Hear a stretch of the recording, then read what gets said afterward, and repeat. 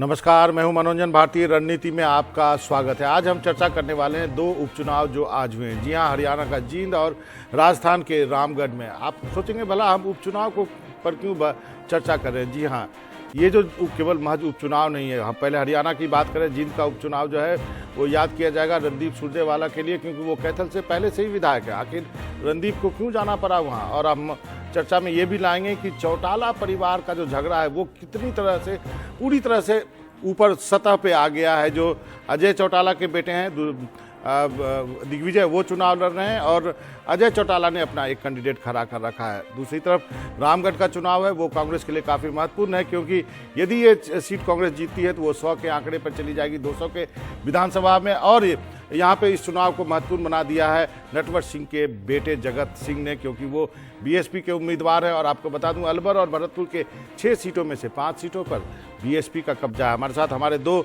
मेहमान हैं। हेमंत अत्री हैं, पॉलिटिकल एडिटर दैनिक भास्कर, वरिष्ठ पत्रकार। रेणु मित्तल भी हमारे साथ हैं। सबसे पहले हेमंत अत्री जी, जींद की बात करते हैं। जींद का चुनाव पर किसी को इंटरेस्ट नहीं होना चाहिए था। जब सुरजेवाला गए तो लोगों ने पूछना शुरू किया, भाई साहब आप तो कैथल से हैं, विधायक वहाँ क्यों आए। तो आपको क्या लगता है, इस पर असर पड़ेगा? नहीं, निश्चित तौर पे देखिए आप मनोरंजन जी, जब से ये उपचुनाव की घोषणा हुई थी, शुरू से ये लग रहा था कि कांग्रेस इस कंटेस्ट में कहीं है ही नहीं। लोकल कैंडिडेट्स जो थे वो बहुत ही पर्दे के पीछे, बहुत ही कमजोर, दीनहीन टाइप के। पिछली बार भी 15,000 वोट ही आई थी कांग्रेस को। तो जिस तरीके की राहुल गांधी की कार्यशैली आजकल चल रही है कि he puts his best bet always, वो चौंकाने वाला एकदम दीक्षित को ले आया, जिसको आप जो मास्टर स्ट्रोक जैसे दिल्ली में उन्होंने यहाँ किया, उसी तरीके से उन्होंने ऑल ऑफ ए सडन एक आदमी जो 6 बार से चुनाव लड़ रहा है, 5 चुनाव जीत चुका है, ओम प्रकाश चौटाला को जिसने 2 बार हराया है, उसको उसके कंस्टिट्यूएंसी से हटा करके कैथल से, जो 2 बार से हैं, वहां से 2 बार मंत्री रहे हैं वो, और एक सबके लिए एक शॉक फैक्टर जिसको आप कहिएगा, वो लेके आए। और उसी कारण आपने बिल्कुल ठीक कहा कि उसी के कारण ये चुनाव आज वहां है जहां हम इसको देख रहे हैं। रेणु जी, अत्री साहब ने कहा कि एक मास्टर स्ट्रोक है। मास्टर स्ट्रोक है या बलि का बकरा बनाया गया है चुनाव हारने के लिए? देखिए, मेरा मानना है कि जो आदमी ऑलरेडी एमएलए है, क्या इसके ऊपर एक लॉ नहीं होना चाहिए? आप एमएलए को उठा के दूसरी जगह लड़ा रहे हो, उसको फिर एमएलए लड़ा रहे हो, तो अगर ये जीत गए सपोज, तो कैथल का क्या होगा? फिर वहां बाई इलेक्शन होगा। कैथल बाई इलेक्शन होगा, क्योंकि ये मीटिंग में बार-बार बोल रहे थे। ये तो लोगों के साथ खिलवाड़ हो रहा है ना। पॉलिटिकल पार्टी एक पॉइंट प्रूव करना चाह रही है, तो उसके लिए आप मतलब एक एमएलए को उठा के दूसरी जगह ले जा रहे हो। आपकी पार्टी के पास आप कह रहे हो कि कोई लोग ही नहीं है जो वहां से चुनाव लड़ सकते हैं और हार सकते हैं और जीत सकते हैं। और कब से बाई इलेक्शन इतना इंपॉर्टेंट हो गया? आप बाई इलेक्शन को आप देखिए, राजस्थान में कांग्रेस सारी बाई इलेक्शन जीती, फिर भी 99 पे आके टिक गई ना। तो बाई इलेक्शन क्या प्रूव करता है? बाई इलेक्शन तो ज्यादा कुछ प्रूव नहीं करता। आप बाई इलेक्शन को इतना महत्वपूर्ण बना दिया कि ये डू और डाई बैटल कर दिया, जो अभी वहां चुनाव वो पर्सनालिटी वाइज हो गया, जैसा कि हेमंत जी ने पहले कहा। हेमंत जी, लेकिन मेरा सवाल यह है, यदि मान लिया जाए कांग्रेस जीत जाती है तो वहां की सरकार पे तो कोई असर होने वाला नहीं। भले ही आप कहेंगे इज्जत पे कुछ बात होगी। देखिए साहब, इसमें संख्या बल बिल्कुल कोई प्रभावित नहीं होता है, लेकिन इस चुनाव के दूरगामी महत्व के मायने बहुत बहुत ज्यादा है। जैसे फॉर एग्जांपल, हरियाणा के अंदर 24 अक्टूबर को सरकार बनी थी, और इस चुनाव जब आप लोकसभा चुनाव के साथ, अगर आप जो देश में एक चुनाव एक अभी चल रहा है, हरियाणा, महाराष्ट्र और झारखंड, ये तीनों स्टेट मोदी जी भी शॉक फैक्टर देने के आदी हैं, आपको पता है। जिस पिछले दिनों अगर आपने हरियाणा नोट किया हो, 5 मेयर के चुनाव हुए थे और बीजेपी ने वहीं से एक क्लू लिया, और ये बाई इलेक्शन पहले तो टलता ही आ रहा था लगातार, वरना ये बहुत पहले हो जाता आराम से, कोई दिक्कत वाली बात नहीं थी। और जहां तक जो रेणु जी ने एक बड़ा इंटरेस्टिंग पॉइंट कहा कि क्या एमएलए को चुनाव लड़ने की, जो बहुत ही जायज बात है, लेकिन यहां उसमें भी एक पेंच है, और वो पेंच क्या है? अब हरियाणा में कुल मिला के अगर आप देखेंगे 9 महीने की सरकार बची है, अगर ठीक समय पर भी चुनाव, ठीक है, और 6 महीने के अंदर बाई इलेक्शन कराना होता है आपको। अगर रणदीप सुरजेवाला वहां से चुनाव, मान लीजिए कैथल सीट खाली भी करते हैं, तो समय बच जाएगा 3 महीने, और आखिरी का 1 साल से नीचे अगर कार्यकाल बचा हो तो इलेक्शन कमीशन का काल है। ठीक है। लेकिन कांग्रेस के लिए सवाल यह था कि मेन अपोजिशन पार्टी होने, क्योंकि चौटाला परिवार में आप देख रहे हैं, जैसे आपने कहा बाइफर्केशन हो गया, तो कांग्रेस के लिए ये करोड़ मरो का सवाल था। हाल ही में 5 नगर निगम चुनाव हुए, उनमें हारे हैं वो, तो उनके लिए अपनी बेस्ट बेट लाना, और उसके अलावा कोई विकल्प ही नहीं था उनके पास। आप इसको इस रूप में भी देखिए। तो रेणु जी, जो राहुल गांधी ने सुरजेवाला को कहा कि हर चुनाव जीतने के लिए नहीं लड़ते हैं, वो चीज यहाँ पे फिट बैठता है कि जाइए अपना देखिए, 5वें पे नहीं रहेंगे, 3रे पे रहिएगा तो हमारी तो जीत ही रहे टाइप। नहीं, पर इसमें ये भी है कि सारा के सारे हरियाणा के जो लीडर्स हैं वो सब दे दिया लिखित में कि आप यही लड़ सकते हैं चुनाव। उसमें से आधे तो चाहते ही हैं कि वो हार जाए, क्योंकि रणदीप सिंह सुरजेवाला एक बहुत बड़े राइजिंग स्टार हो गए थे कांग्रेस में, और कई लोग चाहते थे कि भाई इनको जरा हार जाएंगे तो थोड़ा जमीन पे आ जाएंगे, तो उनको ग्राउंड करने का इससे अच्छा तरीका और था नहीं। और जो पीसीसी प्रेसिडेंट है वो भी अपनी सर्वाइवल की लड़ाई लड़ रहे हैं, तनवर जी, तो उन्होंने तो लिखित में ही दे दिया कि भाई मैं तो इसको जिता के ही लाऊंगा। वहां पर बहुत मुश्किल है क्योंकि बहुत ज्यादा डिवाइड हो गया है वोट, और जाट तो कभी वहां से जीता ही नहीं है। तो अब ये जाट के बीच में डिवीजन होगा, और हरियाणा की पूरी सरकार, उनके सब मंत्री, सब लोग वहां पर कैंप कर रहे हैं। मतलब उन्होंने तो पूरी डू और डाई बैटल। पर देखिए, इंटरेस्टिंग बात यह है कि खट्टर जी ने अनाउंस कर दिया कि हम हारे या जीते इससे मेरी सरकार पे कोई फर्क नहीं पड़ेगा, तो वो बिल्कुल कॉन्फिडेंट चल रहे हैं कि भाई क्या फर्क पड़ता है। जी हेमंत जी, 45,000 जाट है और दलित भी ढेर सारे हैं, इसलिए जो तंवर को मैंने देखा मोटरसाइकिल पे घुमा रहे हैं। लेकिन जो बात रेणु करी है कि उसको जो लोगों ने एक तरह से मजबूर कर दिया कि आप जाइए चुनाव लड़ने में, जीते तो आपकी मर्जी, हारे तो। मनोरंजन जी ने अब वो स्थिति, क्योंकि मैंने जीवन में 3 दिन लगाए, और इसीलिए क्योंकि मैं भी राजनीतिक शास्त्र का स्टूडेंट हूँ, पिछले 20 साल से जर्नलिज्म कर रहा हूँ। इस बार जींद का चुनाव वो नहीं है जो अभी तक होता है। ये आप कह सकते हैं 9 तारीख की रात तक ऐसा था। अगर आप इसको थोड़ा सा खोल के देख लें पिछले ट्रेंड के साथ, पिछली बार विधानसभा के चुनाव में हरियाणा का एक non entity mister Pramod Sehwag वहां पे जाके चुनाव लड़े। विनर के 31,000 वोट आए, आईएनएलडी का था। जो नंबर 2 पे थी वो बीजेपी थी, 29,000 वोट आए। और नंबर 3 पे जो कांग्रेस का अननोन कैंडिडेट था उसके भी 15,500 वोट थे। इसका मतलब ये कि ग्रास रूट पे कहीं ना कहीं कांग्रेस का काडर तो था, लेकिन उसको गैल्वेनाइज नहीं कर पा रहे थे।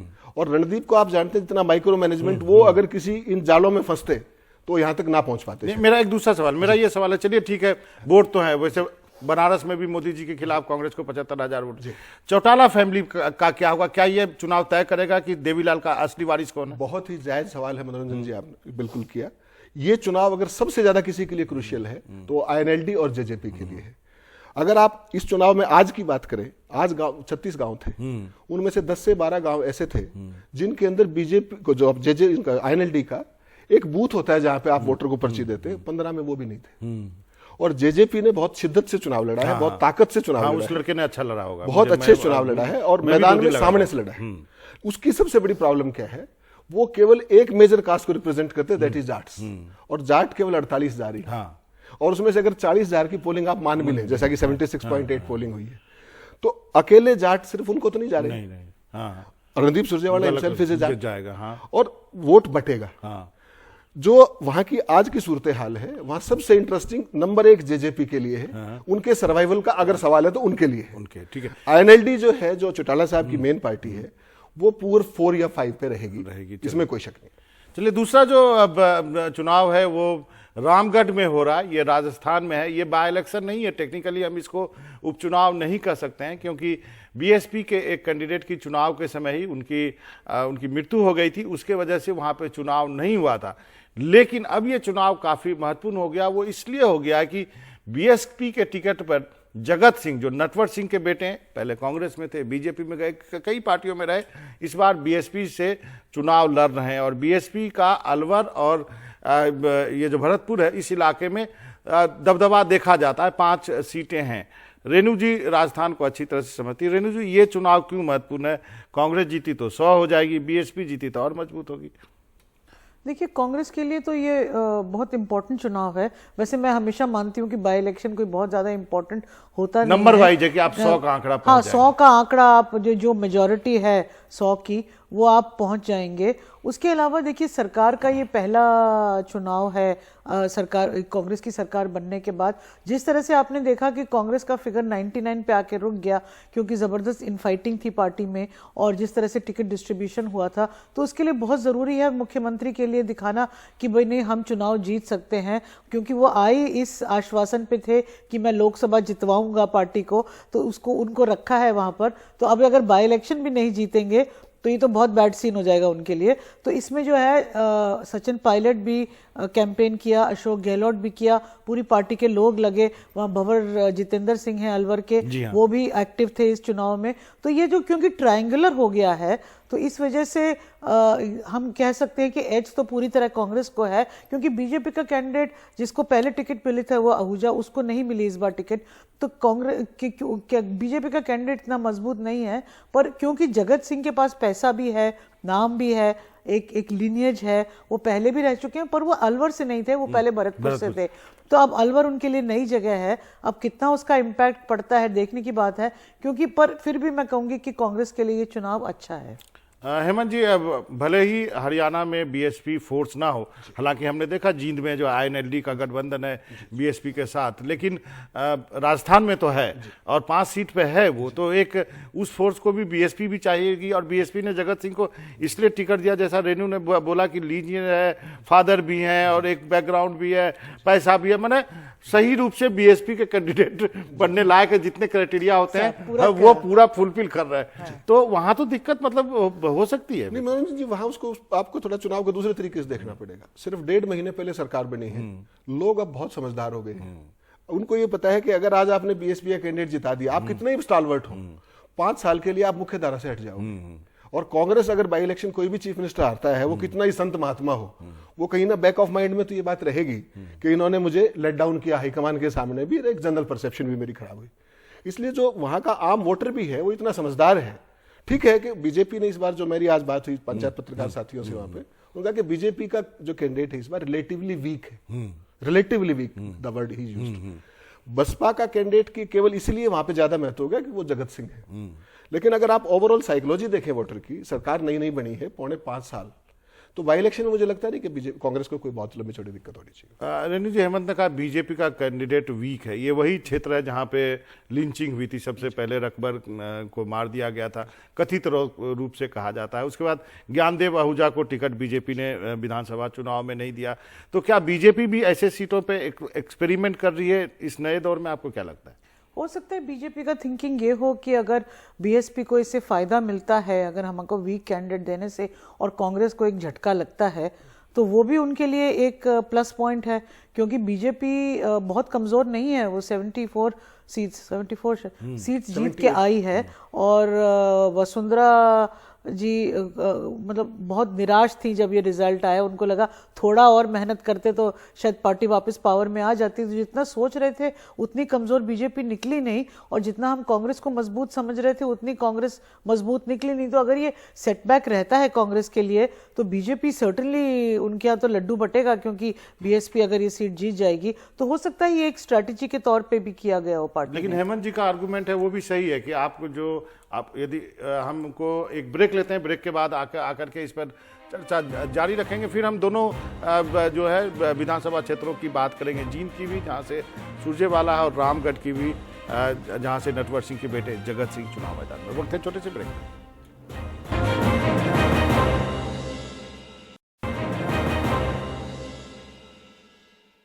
तो आज हम रणनीति में चर्चा कर रहे हैं। आज जो 2 उपचुनाव हुए हैं उसकी, जींद हरियाणा में जहां से सुरजेवाला, रणदीप सिंह सुरजेवाला मैदान में है, और राजस्थान में रामगढ़ का चुनाव है, जो कि चुनाव के दौरान एक कैंडिडेट की मृत्यु की वजह से नहीं हो पाया था। वहां से नटवर सिंह के बेटे जो है वो चुनाव मैदान में है। अब हेमंत जी, आपसे ये जानना चाहूँगा, मान लिया जाए कांग्रेस तो 5वें स्थान से शुरू की, लोग कहते हैं स्थिति अच्छी भी है, कोई जीत का भी दावा करता है, लेकिन कांग्रेस के लिए जो सांत्वना क्या होगा, वो कितने नंबर पे रहे तो हम कहेंगे कि सुरजेवाला है, उन्होंने राहुल गांधी की लाज बचा ली? देखिए साहब, कांग्रेस ने जब सुरजेवाला को भेजा है तो एक बात तो मान के चलिए कि सांत्वना के लिए नहीं भेजा है। जो राहुल की जो सोच है, जिस तरह का स्ट्रोक उन्होंने लगाया है, लेकिन जहां से कांग्रेस ने शुरू किया था, बिल्कुल व्यवहारिक बात करें, कांग्रेस 4थे या 5वें की लड़ाई पे थी उस समय। आज कांग्रेस 1st और 2nd की लड़ाई पे खड़ी है, और मुझे लगता है कि अगर कांग्रेस 3rd ना आए तो उनके लिए इससे बड़ा बोनस कोई हो नहीं सकता है। और अगर सुरजेवाला नंबर 1 या 2 पे आते हैं तो ये निश्चित है कि बीजेपी नंबर 3 पे जाएगी, और कांग्रेस के लिए इससे बड़ा कोई अवार्ड भी नहीं हो सकता। बीजेपी की जो सबसे बड़ी समस्या आ जा रही है वो लोकतंत्र सुरक्षा पार्टी का मिस्टर सैनी है, जो उनका कैंडिडेट, आप देखिए कितना डेडली कॉम्बिनेशन है। सैनी वोट वहां पर करीब 14,000 के आसपास है, जो लगभग एन ब्लॉक की स्थिति है, they are OBCs otherwise. Candidate Brahmin है, 14,000 के आसपास ब्राह्मण वोट है और कास्ट के बेसिस पे चुनाव हो रहा है। उसके बाद ओबीसीज और बैकवर्ड क्लासेस। अगर बीजेपी को कोई सबसे बड़ा झटका और कोई सदमा देने वाला है रूलिंग पार्टी होते हुए, तो उन्हीं का जो अपना एमपी है, जो बीजेपी में रहते हुए लोकतांत्रिक सुरक्षा पार्टी बनाए घूम रहा है, सबसे बड़ा खतरा उनके लिए। कांग्रेस के लिए तो चौथे से 15,000 से अगर वो 40,000 42,000 पे पहुंचते हैं, इससे बढ़िया साइकोलॉजिकल एडवांटेज कोई नहीं होगा। रेणु जी, सुरजेवाला यदि जीतता है तो आप कहते हैं कि अब जो हुडा साहब की जो जाल उनके बीच वो सीबीआई की बुनी गई है, आप चेहरे के रूप में देखते हैं अगले विधानसभा चेहरे के रूप में, मुख्यमंत्री के रूप में? देखिए, बहुत सारे पत्रकार उनको इसी रूप में देख रहे हैं। मेरा दूसरा मानना है, मेरा मानना है कि जो अब ट्रेंड राहुल गांधी ने शुरू किया, अशोक गहलोत को बनाया, फिर वहां पर वो फिर वापस शीला दीक्षित को ले आए, तो मुझे लगता है कि हुडा को हटाना वहां से असंभव है। ये भविष्यवाणी समझिए, क्या समझिए, या तो वो उन लीडर्स के पास जा रहे हैं जिनके पास डीप पॉकेट्स हैं, उनके पास जो सीनियर है। राहुल गांधी अभी पूरी तरह से अपने जो करना चाहते हैं शायद वो नहीं कर पा रहे। वो जरूर चाहेंगे सुरजेवाला जैसा चेहरा सामने आए और हरियाणा को लीड करे, पर जब तक हुडा है, भूपेंद्र सिंह हुडा, मुझे और जो सीनियर लीडर्स की बैकिंग है और जो सोनिया गांधी की रेणु जी, बैकिंग माफी है, चाहता हूं, रेणु जी, क्या नहीं लगता कि राहुल गांधी की जो रणनीति है बड़ी अच्छी सी है? गहलोत को सीएम बनाओ, पीछे चेकमेट करने के लिए आप पायलट को ले आओ।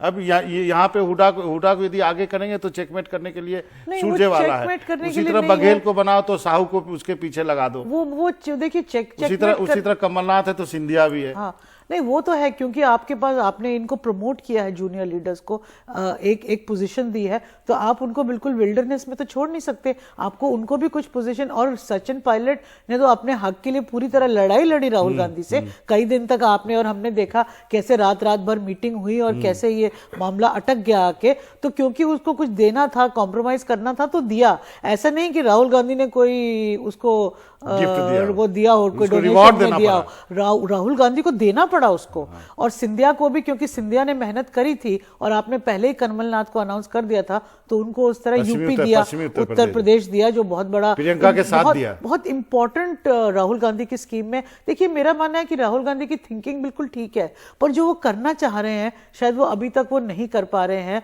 और इसके लिए जो ये कुछ जूनियर लीडर्स को प्रमोट कर रहे हैं, पर जब वो टाइम आता है तो फिर वो सीनियर लीडर्स हावी पड़ जाते हैं। तो आप देखिएगा कुछ भी हो जाए, अभी तक तो ऐसे ही लग रहा है कि हुडा जी फिर वापसी पे। हेमंत जी, आप कुछ ऐड करना चाह रहे थे, मेरे पास वक्त। इसमें मनोज जी, मैं केवल इतना कहूंगा कि जो सारे फैसले हो रहे हैं, अगर आप इन तीनों स्टेट्स पे ही जाए प्रिसाइसली, जहां पर छत्तीसगढ़ की बात करिए, नंबर्स कंफर्टेबल हैं, वहां राहुल ने जो चाहा कोई दिक्कत नहीं। उन्होंने तो कहा एयरपोर्ट पे नाम बदला है। इन दोनों भी रायपुर से होकर आया हूं, मेरे पास वक्त कम है। इन दोनों स्टेट्स के अंदर जब आप बिल्कुल मार्जिन पे खड़े हो, तो फ्रेश चेहरे के साथ आप एकदम एक्सपेरिमेंट नहीं कर सकते। इसको राहुल की मजबूरी ज्यादा कहिए, और वो कर नहीं पा रहे का सवाल नहीं। It all depends upon numbers. अगर यही नंबर 120 होते राजस्थान में, तो God knows what would happen, and the same is the case in Madhya Pradesh also. तो इसका व्यवहारिक पक्ष भी मुझे लगता है देखा जाना चाहिए। मध्य प्रदेश का डिसीजन पहले ही हो चुका था, राजस्थान पे हम लोग डिबेट कर सकते हैं। और एक अंतिम साहब, मेरे पास 20 सेकंड है। इस चुनाव के बाद यदि सुरजेवाला का फ्यूचर क्या देखते? देखिए साहब, अगर वो चुनाव जीतते हैं तो निश्चित तौर पे वो कांग्रेस की फ्रंट लाइन की लीडरशिप में होंगे, इसमें किसी को कोई शक नहीं होना चाहिए। हारने पे बहुत ज्यादा, क्योंकि उनका अपना कुछ था ही नहीं है। राहुल जी ने भेजा है, वो लड़े हारे जीते, वो तो उन्होंने कह के भेजे। मेरे को लगता है कि कुछ भी हो रिजल्ट, सुरजेवाला का पोजीशन सुरक्षित है, क्योंकि उन्होंने एक सैक्रिफाइस किया है वहां जाके, क्योंकि राहुल गांधी ने कहा तो इसलिए वो चले गए। तो अब मुझे लगता नहीं कि उनको बहुत ज्यादा कोई डैमेज होगा। अगर हार भी जाएंगे तो कोई ज्यादा फर्क नहीं पड़ेगा। और राहुल जी ने कह के भेजा है उसको जी कि आप वहां पर किस लिए जा रहे हैं, आप जीतने के लिए जाइए, रेस्ट आई एम हियर। जी, तो आप दोनों का बहुत बहुत शुक्रिया। इससे दो जगह के जो उपचुनाव हो रहे हैं, हालांकि उपचुनाव पे हम चर्चा नहीं करते हैं, लेकिन इतनी मजेदार कहानी है जो मैंने आपको समझाने की कोशिश की। एक जगह जो है सुरजेवाला है, दूसरी जगह नटवर सिंह के बेटे जगत सिंह है, वो बीएसपी से हैं, वहाँ पर भी बीएसपी उन इलाकों में अच्छा कर रही है। हालांकि राजस्थान के बारे में हमारे जो वरिष्ठ सहयोगी जो पत्रकार है, उनका मानना है कि जिनकी सरकार होती है बाई इलेक्शन में वही जीतते हैं, यदि 4-6 महीने में हो। लेकिन जींद का चुनाव जो है वो काफ़ी महत्वपूर्ण है। आज वोटिंग हो चुकी है, 31 तारीख को काउंटिंग है। ज़रा नज़र रखिएगा उस पर, कौन वहाँ विजेता होता है और उसके बाद आगे चल के क्या राजनीति होती है उनकी। रणनीति में इतना ही।